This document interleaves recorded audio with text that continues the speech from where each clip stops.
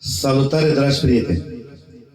Astăzi este ziua noastră, da, a bărbaților, și vreau să dedic și o piesă asta pentru cei care i-am ajutat și au uitat de unde au plecat. Da? Valabil și pentru voi. Dacă aș avea avere, câți oameni am ajutat? Hai mai să dăm drumul, vorbă multă sărăcia omului. Hai să vedem!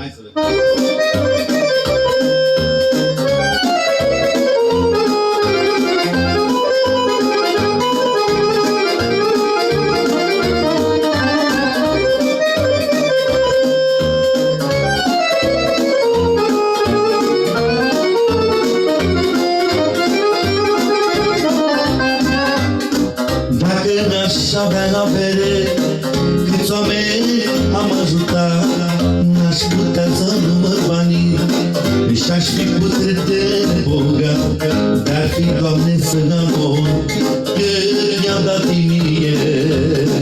N-aș avea nici să pun într-o farfurie. Dacă n-aș avea avere, câți oameni am ajutat, n-aș putea să număr banii și-aș fi putut de bogat, dar fi, Doamne, să-l avon că mi-a dat mie. N-aș avea nici să pun într-o farfurie. Așa m-am născut, cu inimă bună, i-am ajutat pe toți care mi-au trecut prin mână. M-am uitat în sus și mi-am făcut cruce și am dat la toată lumea pâine să mănânce. Că așa m-am născut, cu inimă bună, i-am ajutat pe toți care mi-au trecut prin mână.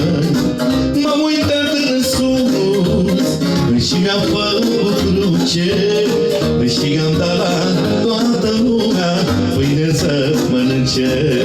Hei! Mulțumesc! Vă iubesc!